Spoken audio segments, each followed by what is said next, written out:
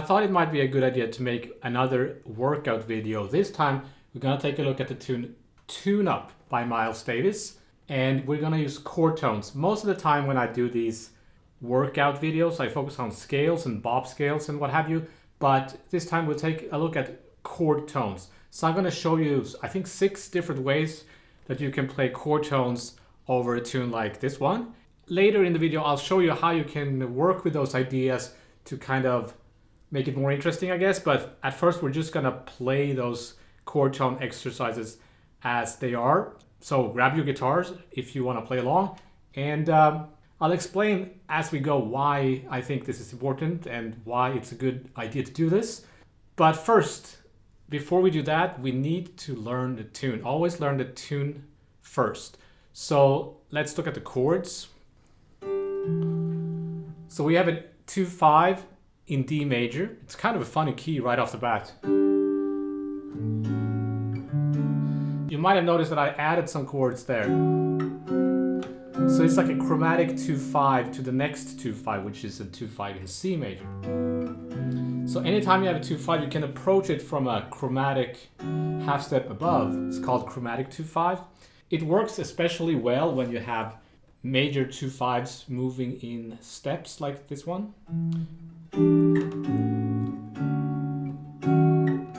You don't have to do that. You can skip those 2-5s if you find it too difficult. Then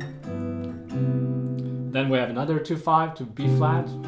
And then we have an E minor to F7, B flat major 7, E flat 7. I've seen many different variations on these chords here, but these are the chords I like to play. And the second time they play a 2-5 to D major again. So there's like a first and a second ending. I think some people don't play the second ending, but I like to do two different endings. So that chromatic 2-5, it's kind of like a sub 5, that A flat 7 is like a sub 5 to G, right? You can do that with many tunes. Afternoon in Paris have similar chord progression. The bridge of Cherokee, as if that tune is not hard enough. And it works really well on the tune At the End of a Love Affair. And I think Wes Montgomery does those changes. There is even a video, and I will link to it, where he's showing the piano player how to play those chord changes.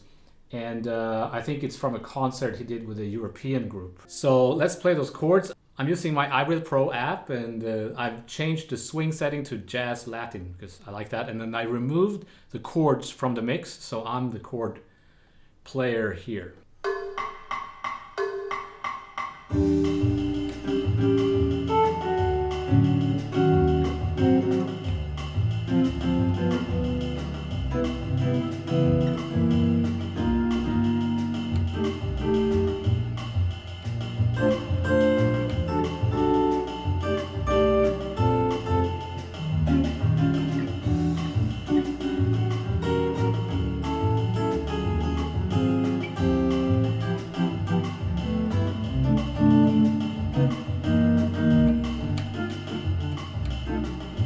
And the second ending is just a 2-5 to D. You can play just the guide tones. The 3rd and the 7th.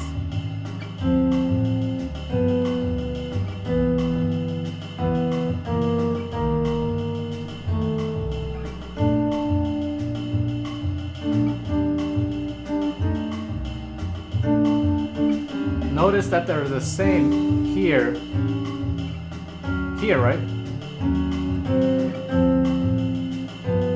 That's why it works so well.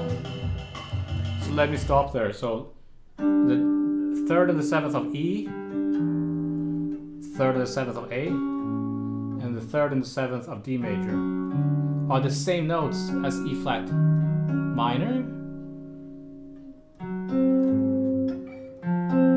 That's why it works so well when the chords are moving like that.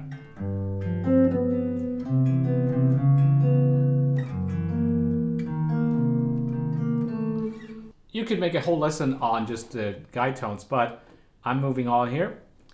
Let's play the melody.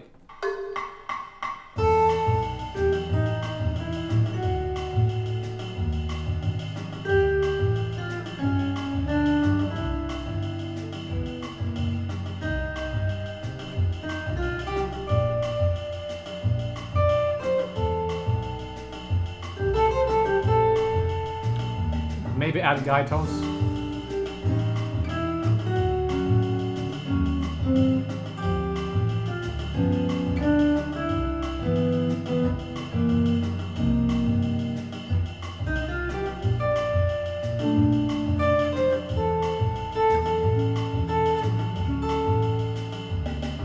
Playing the melody and the guide tones at the same time in the kind of Lenny Bro style is something I have talked about a lot in previous videos. So it's not really the topic of this lesson, but it's a great thing to work on, and I have made videos about that, and I'll link to those.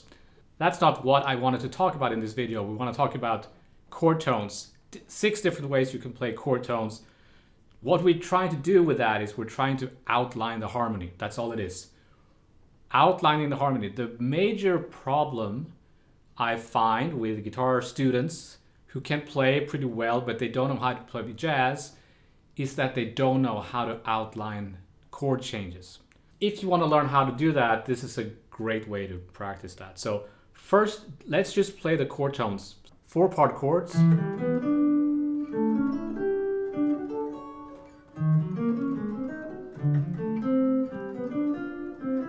You can hear the chord changes, right?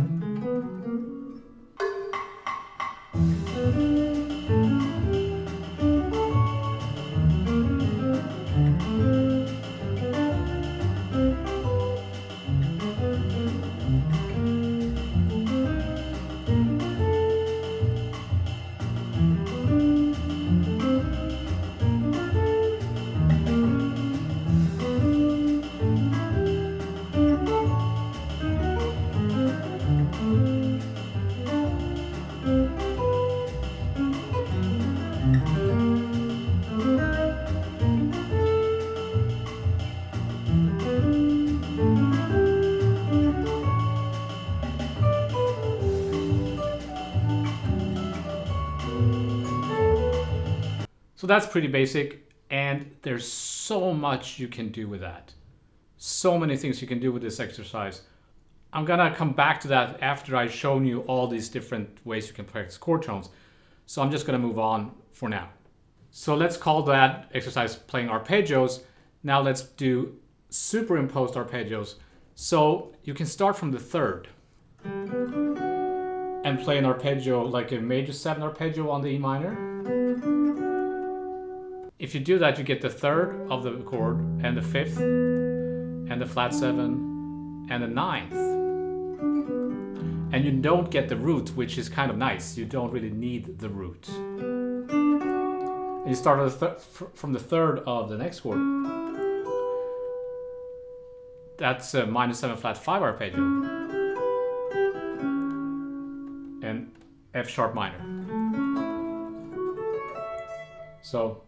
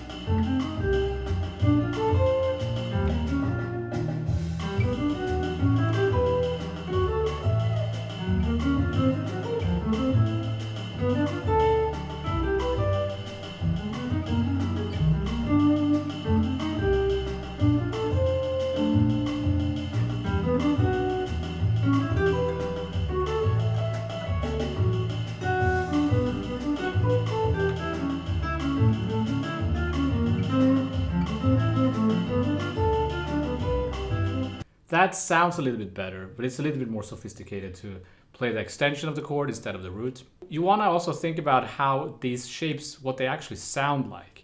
Scott Henderson was big on that. I remember when I studied with Scott Henderson, he always talked about the shape of the arpeggio. He seemed to favor major 7 arpeggios because they sound nice. So he would play that over a minor chord too, find a way to play. Because he preferred that over that. Those are 2 different sounds in and of themselves. So you can find the sounds that you like, which arpeggios do think sounds the best. So you might say, well, can I keep going and start from the 5th? Could I play a B minor 7 arpeggio over E minor? Yes, you can, and you can keep going, but it wouldn't outline the chord, right? Because you don't get that 3rd. So it would sound kind of vague. It can sound great. You can totally play all the diatonic arpeggios from the scale over a chord unless there's an avoid note. Okay, so the next chord tone exercise is my favorite. I call it the Coltrane chord tones.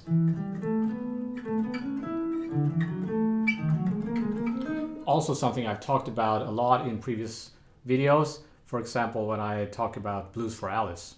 Instead of playing the chord broken, you play the root and the 9th and the 3rd and the 5th. Because that's the beginning of John Coltrane's Giant Step solo, right?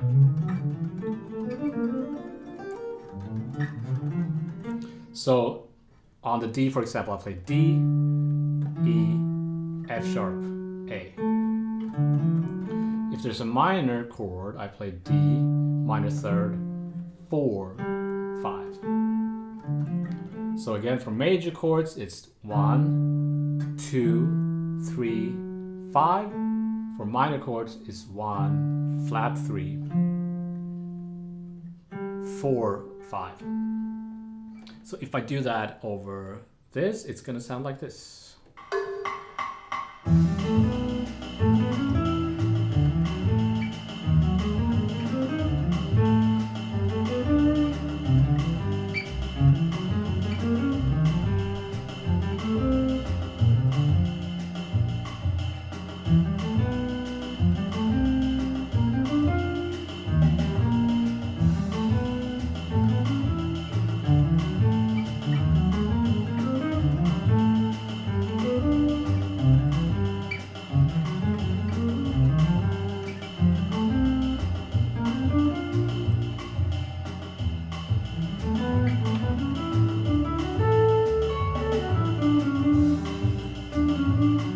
These shapes are a little bit easier to kind of manipulate. You could kind of play them, change the order of the notes.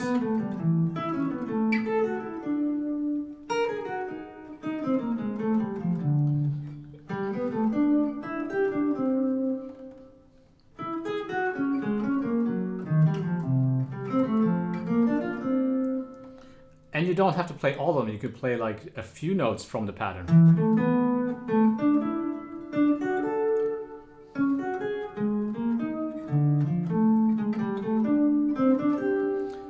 And add rhythm. We're going to talk about that later, but I'll just demonstrate how I can play these if I add rhythm and don't play the same order of the notes. Change the direction of the notes randomly. Could sound something like this.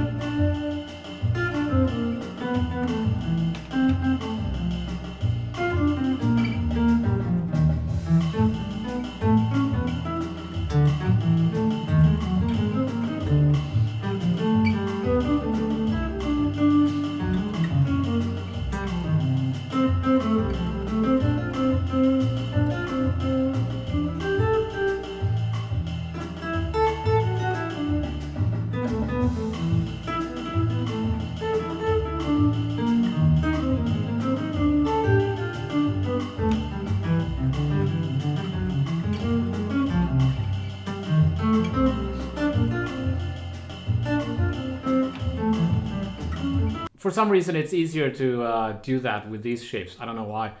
So they're easier to see, maybe. Because it's a combination, when we do this, of visual understanding and hearing them. So your ears should be in sync with everything. And an intellectual process. You need to know what the notes are.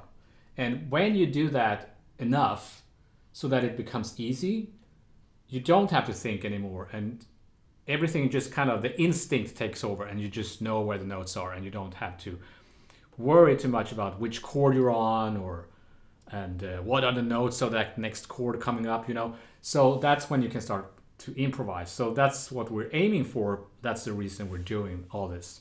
Basically knowing exactly what chord you're on at all times and what the notes are. But I'm jumping ahead a little bit here. I haven't shown you all the different techniques. The next technique is what I call Cry Me a River lick. So it's that tune, Cry Me a River, right?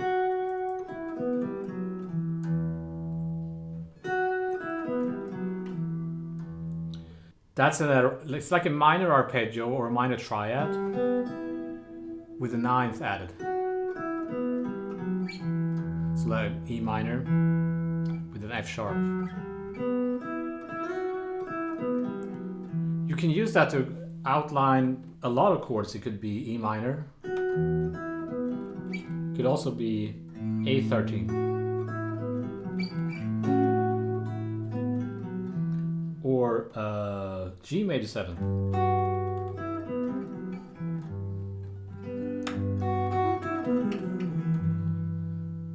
It could be pretty much any chord, because it could also be a melodic minor. So this could be E melodic minor, which means it could be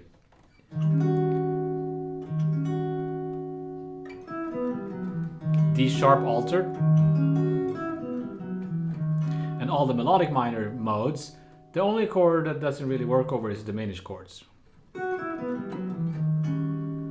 So if I do that, I get those nice extensions if I want to treat the A7 as altered. So E minor, and then B flat minor over the A.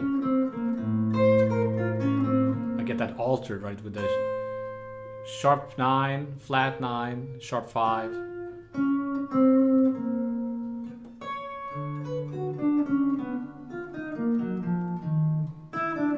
I'll just play it and you'll hear what it sounds like.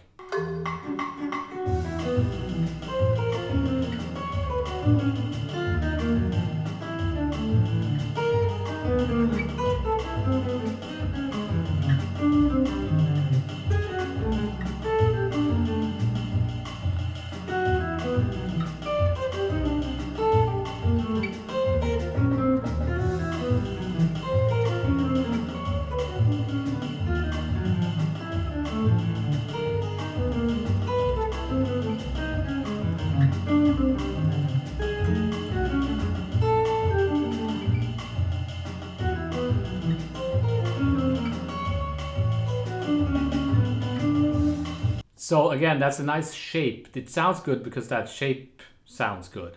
I have made a video way back called the Cry Me a River lick, if you want to look deeper, dig deeper into that. Next up, you can take another jazz tune, melody, Honeysuckle Rose. It outlines that E minor pretty nicely. And then I just drop that to get that flat 9.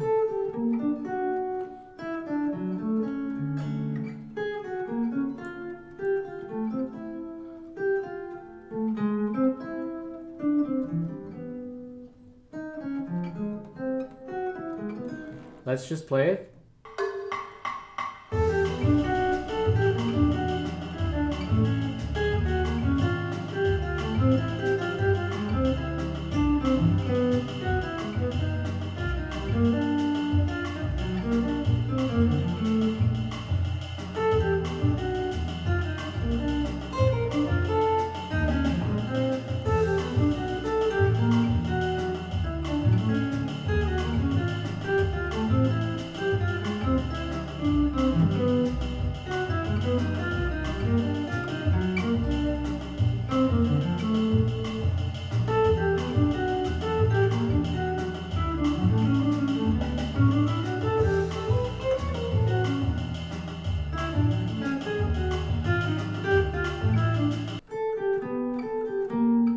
I saw a video with guitarist Robin Nolan, and I'll link to that video as well, where he talks about how you can think of that as a kind of a triangle there.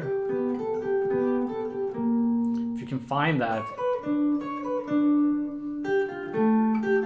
shape. And you might say, well, that's cheating. No, it's not cheating, because the visual thing is part of everything, because you need to be able to kind of see shapes on the fretboard and know what they sound like, so you can just go there when you're playing, right? One final way you play chord tones before I show you how you can work with all this stuff. Something called piano voicings, because it's kind of like, those would be easy to grab on the piano, I guess. So I'm playing like a G major 7 over E. If I just drop that D to a C sharp, I get an A13. And then I play like an F sharp minor over that, and then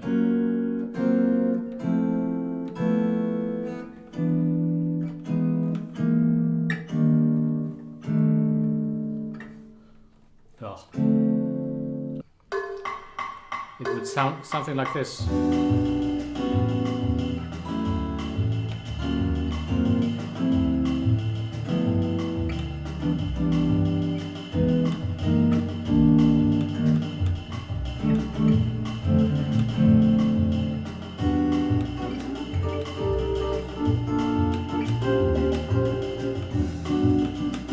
So you could play those as arpeggios. So a G major 7 to a G major 7 flat 5.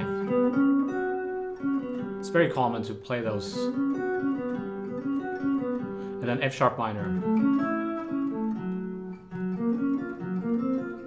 F major 7, F major 7 flat 5, E minor.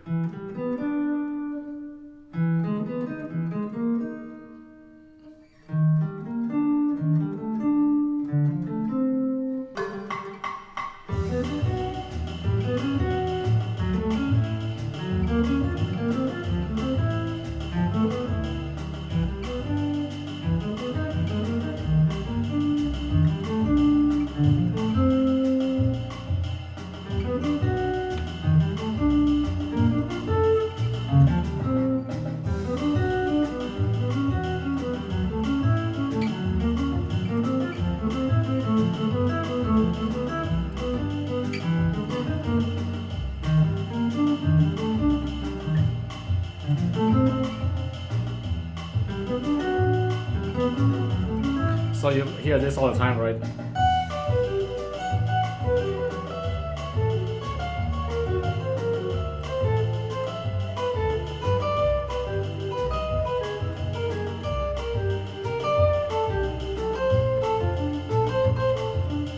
Here is how you can work with this stuff. First, you should be able to play these like we just did.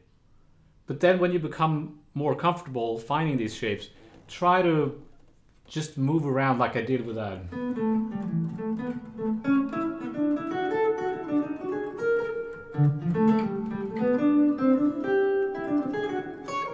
You could take down the tempo, you know, and if it's hard,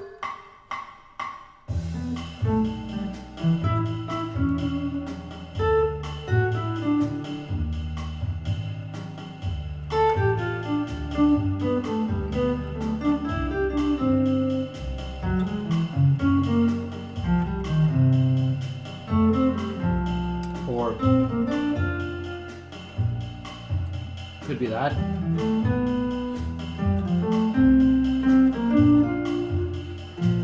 Anticipate the rhythm.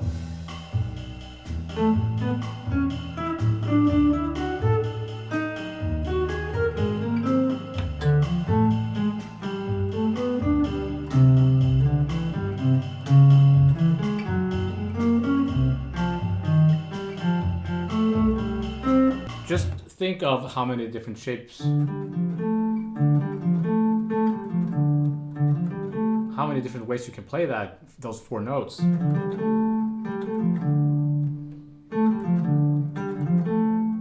You know, and try to be creative and add rhythm.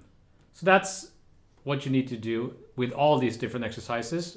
Somebody who's really good at making this sound like music is Mike Stern. So there's tons of videos of him playing chord tones over Autumn Leaves. He seemed to favor that tune. And I think I've seen at least 2 clinics with him when he's shown how to play chord tones over autumn leaves, and it just sounds like, you know, classical music.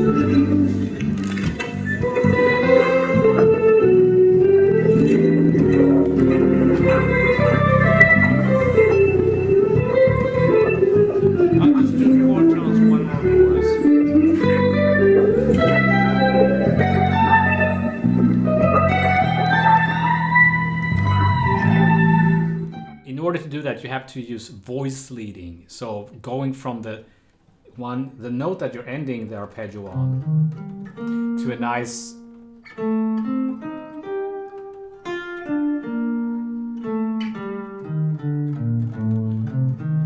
transitioning between the over the bar line, which is not what I'm talking about in this video, so that's a different topic. But in order to do that, in order to be able to do that, first you need to know what all the arpeggios are and really know them, have them under your fingers. Then you can start doing that. So then it becomes music. But first you need to know what the notes are. A lot of people say that, oh, I never done that exercise. I've never practiced chord tones like that. It sounds boring. And, you know, I've heard people say that, great players. It's like, oh, I never play chord tones like that. Yeah, you don't have to. There are many ways you can get to where we're all trying to get and being able to improvise freely. But for me, it has helped a lot to do this. What you want to do then, after that, is you want to try this over many standards. Pick different standards and do all these exercises over that and do them in different keys. If you kind of feel like you're just using finger shapes and you're not really knowing what the notes are, maybe, you know, write out the chord changes on a piece of paper and write the chord tones. And while you're doing that, try to imagine that you're playing them. So practicing away from your instrument, put the instrument down and just visualize doing this. So when I did these exercises, for example, the Coltrane chord tones, I'm thinking, or I'm using the same shape. I'm consistent with the shape. So I'm playing 2 notes on one string and then 2 notes on the adjacent string, always. You could do it different. You could do it like this.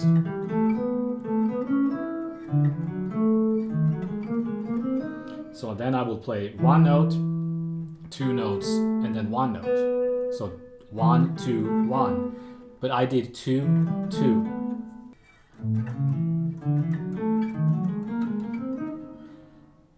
That's pretty easy to remember.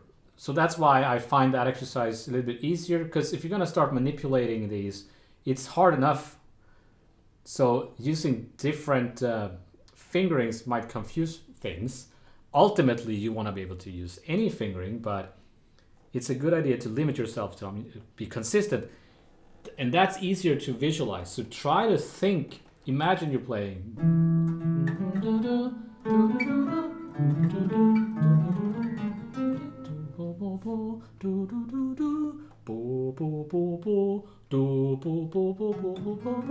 So that's the next thing. You want to be able to sing them. Some of you are probably sick of hearing me saying this, but if you can sing it and think of the notes and imagine you're playing it, that's where you want to get. You don't have to sing well.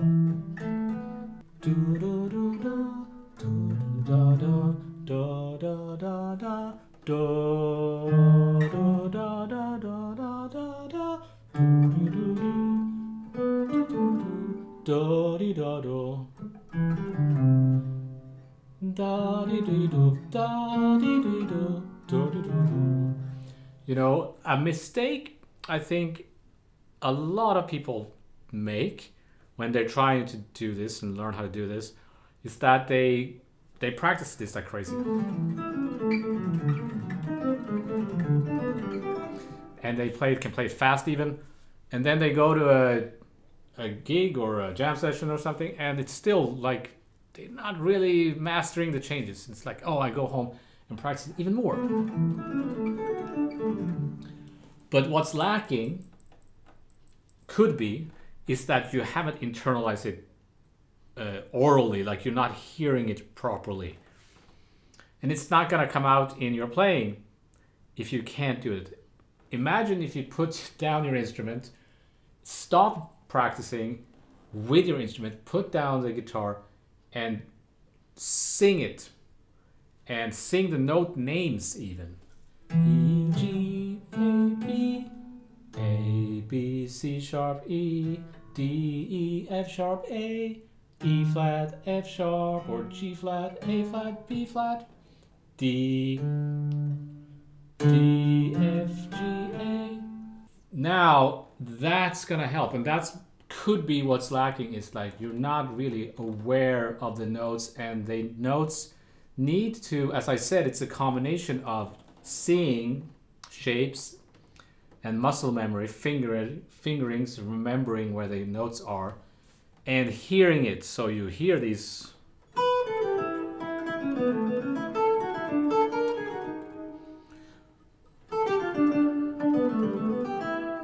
Right?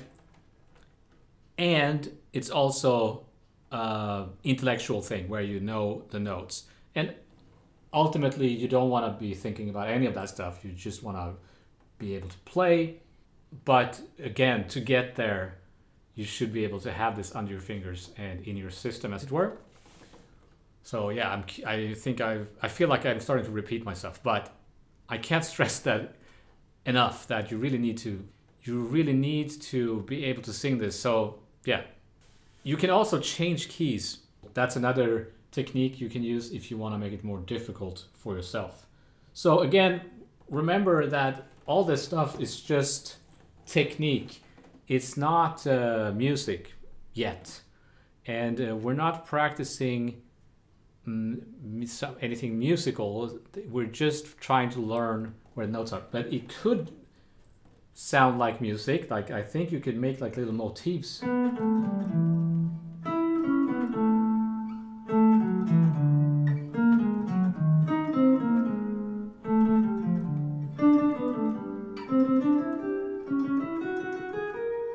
Right?